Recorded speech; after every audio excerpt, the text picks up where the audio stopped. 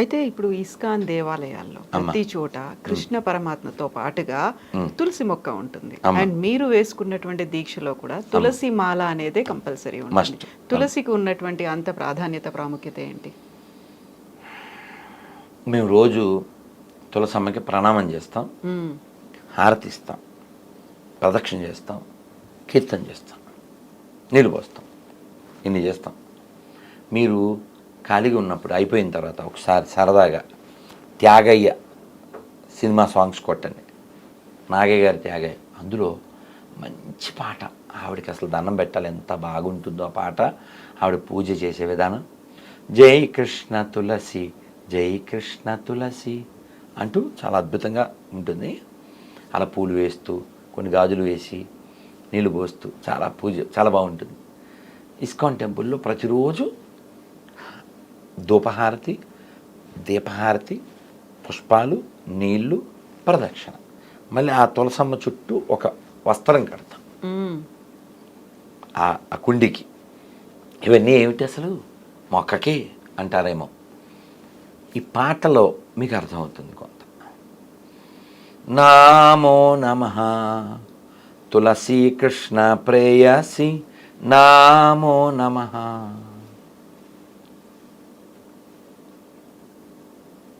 ఈ కీర్తన ఒక 4 చరణాలు ఉంటాయి. జేతో మోరా శరణాలోయ్, తారా వాంఛ పూర్ణాయ్, కృపా కోరి కోరో తారే బృందావనవాసి, నామో నమః. ఇలా ఈ కీర్తన ముఖ్యమైనటువంటి ఈ ప్రార్థన ఏమిటంటే, తులసిదేవికి ఇంకో 2 పేర్లు ఉన్నాయి. ఏమిటివి? బృందదేవి, భక్తిదేవి అని. సో ఒక శ్లోకం 3 సార్లు చదివి మేము తర్వాత పూజ చేస్తాం ప్రణామం చేసినప్పుడు. రోజు ఏమిటంటే, వృందాయై తులసిదేవాయై, ప్రియాయై కేశవస్య చ, కృష్ణభక్తి ప్రదే దేవి, సత్యవత్యై నమో నమః. అంటే అమ్మ కృష్ణుడికి చాలా ప్రియమైనదానా, కృష్ణభక్తి ప్రదేదేవి, నువ్వు మాకు కృష్ణుడి పట్ల భక్తిని ఇచ్చేదానా, ఇవ్వగలిగేదానా, నీకు నమస్కారాలు. ఓ బృందదేవి, ఓ భక్తిదేవి, ఓ తులసమ్మ, నీకు ప్రణామము అని చెప్పేసి దాని అర్థం. అందుకని దీనా కృష్ణ దాసేకో అంటే నువ్వు కృష్ణుని ఇవ్వగలిగేదాన్ని అని. ఈ తులసికి ఇంకా ప్రాధాన్యత ఏమిటంటే, మనకి వేరే పురాణాల్లో వాటిలో చెప్పారు. యముడు చెప్తాడు తన దూతలకి, ఎవరైతే తులసి మాల ధరిస్తారో, అంటే తులసి మాల ధరించడం అంటే నియమాలు పాటించడం, ఏదో అక్కడ కొనేసుకుని 30, 50, 100 పెట్టి వేసుకోవడం అని కాదు. అది కూడా మెడలోనే, చేతులకి ఇక్కడ ఇలా మళ్ళీ కరమాల చేయకూడదు, అదొక అలరే. అది ఆ పిచ్చి వేషాలు వేయకూడదు. దీని పేరు ఏంటి? పేరేంటమ్మా? కంటిమాల. కంఠానికి తగులుతూ ఉండాలి, అది కంటిమాల అంటే. ఈ కంఠమాల వేసుకున్న వారు ఎవరైతే ఉంటారో, నియమాలు పాటిస్తూ కృష్ణుని స్మరిస్తూ ఉంటారో, నారాయణ స్మరణ చేస్తూ ఉంటారో, అటువంటి వారు ఉన్న వీధిలోకి కూడా మీరు వెళ్ళకండి అని చెప్పారు. ఎవరు? యముడు తన దూతలకి. మీరు సందులో కూడా వెళ్ళొద్దు, నా ఉద్యోగం పోద్ది అన్నాడు. అంటే వారు కృష్ణుడికి చాలా ప్రియమైన వారు.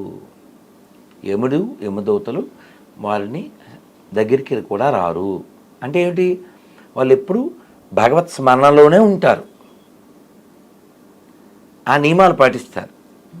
మీకు తెలుసు కదా ఈ తులసి వేసుకుంటే నియమాలు: మాంసము, మద్యము, వ్యభిచారము, జోదము, కాఫీ, టీ, ఉల్లిపాయ, వెల్లిపాయ, ఒక్కబడి, ముక్కుబడి, ఇవే ఉండకూడదు. ఏదో ఆడా ఇలా ఉంటాను అది వేసుకుని తింటాను అలా చేయకూడదు. కాబట్టి ఇలా తులసికి ఇలాంటి ప్రాధాన్యత ఉంది. మనందరికీ తెలుసు. ఎవరైనా మరణించే ముందు తులసి తీర్థమే పోస్తారు. అలాగే నైవేద్యం నివేదన చేస్తాం కదా. చంద్రశేఖర్ అనే ఓ గొప్ప భక్తుడు, నామో నమో తులసి మహారాణి వృందే మహారాణి, నామో నమో నమో రే మయ్యో నమో నారాయణి చాలా బాగుంటుంది. అందులో చివరి చెప్తాడు, ధన్యకృష్ణ తులసి, అమ్మ ఓ తులసి, నీవు లేకపోతే కృష్ణుడు అసలు ఆ నివేదన స్వీకరించడు. తులసి వేస్తే రాదు. తులసి ఒకటి, బిల్వం, ఈ రెండింటికి ఒక గొప్ప లక్షణం ఏంటంటే, మామూలుగా మనం ఇవాళ పూలు పెట్టామండి, రేపు పెడతాం, వాటిని పెట్టకూడదు కదా. కానీ తులసి బిల్లవానికి ఆ దోషం లేదు. అది చిల్లులు పడినా, నిన్నడదైనా, ఎండిపోయినా మళ్ళీ కడిగేసి మళ్ళీ పెట్టచ్చు, దోషం లేదు. తులసుకున్న ప్రాధాన్యత అది. బిల్వం, తులసి అటువంటి. కాబట్టి తులసిని మాల ధరించి నియమాలతో జీవిస్తే భగవంతుడికి దగ్గర అవుతాం. మళ్ళీ ఈ ప్రపంచంలోకి రాకుండా ఉంటాం. మళ్ళీ రాకూడదు కదమ్మా. ఏదో బాగుంది కదా అనుకుంటా. ఏం బాగుంటుంది? ఎప్పుడు ఏం జరుగుతుందో తెలియదు కదా. అందుకని బుద్ధిమంతుడైన వాడు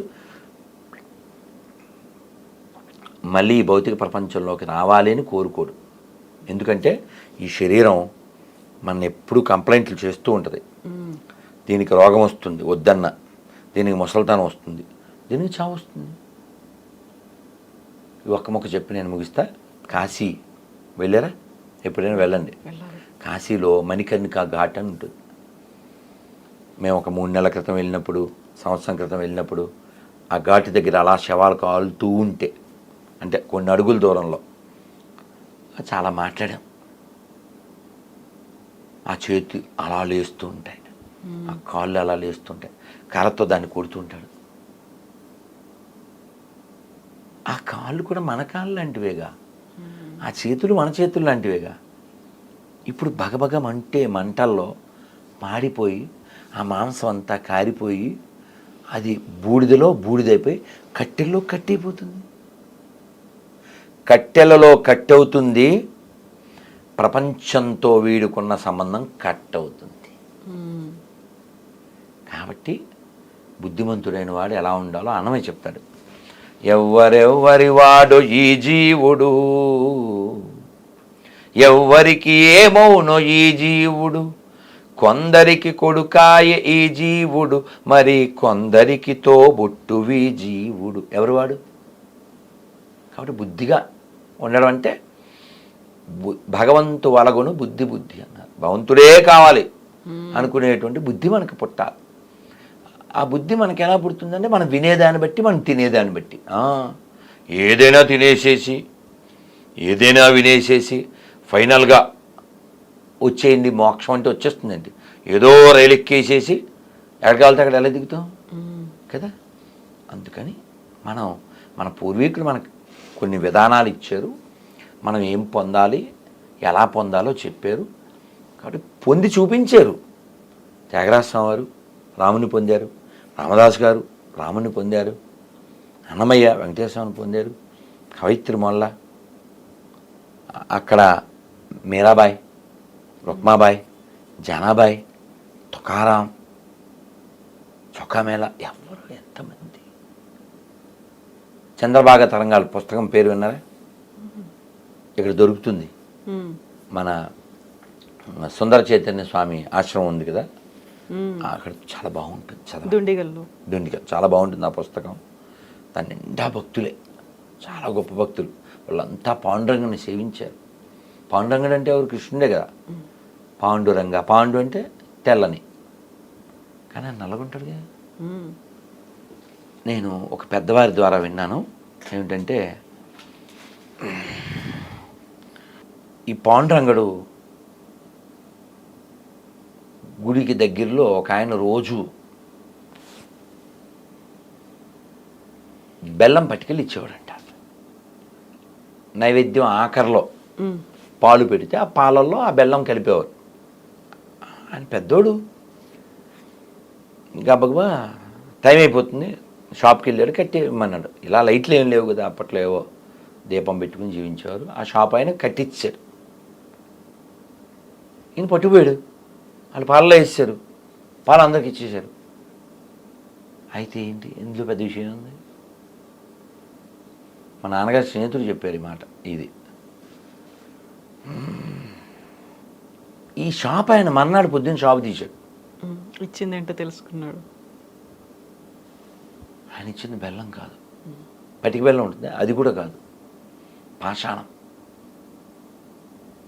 విషం, విషం, అది విషం. అది అయ్యో, నా వలన ఎంతమంది భక్తులకి అకాల మృత్యు వచ్చిందని గుండెలు బాదుకుంటూ గుడికి వెళ్ళాడు.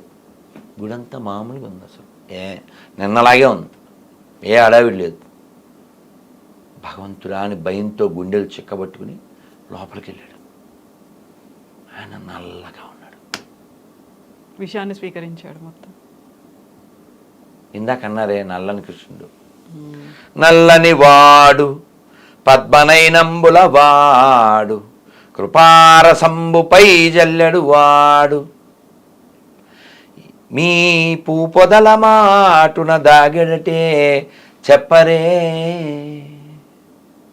కాబట్టి ఆ నల్లని కృష్ణుడు, అందుకే అన్నమయ్య కూడా చెప్తాడు కదా, చాలా బాగా చెప్తాడు, చాలా బాగుంటుంది. తెల్లని కన్నుల దేవుడు, చాలా బాగుంటుంది. అలా మనం అందరం అలా ఆస్వాదించడానికి, ఆనందించడానికి పుట్టిన వాళ్ళం కాబట్టి వెంకటేశ్వర స్వామి ఆనంద నిలయంలో ఉన్నాడు ఆనందంగా. ఏడవడానికి పుట్టావా నువ్వు? ఏడుస్తూ పుట్టావు, కానీ ఏడవడానికి పుట్టలే, ఏడు పెంచడానికి కూడా పుట్టలే. అది గ్రహించి అన్నమయ్య చెప్తారు కదా, చూడండి, అదే చూడరే మోహన రూపం 10 కోట్లు గల భావజ రూపం, అదే చూడరే మోహన రూపం. 10 కోట్లు గల భావజ రూపం అంటే ఏమిటి?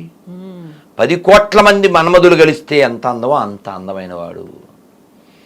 అటువంటి అందమైనటువంటి భగవంతుణ్ణి సేవించి, మరి అది కూడా అన్నమయ్య చెప్తారు, సేవింపరో జనులారా చేరి మొక్కరో భావింపనున్నాడిందరి భాగ్యము వలెను సేవింపరో.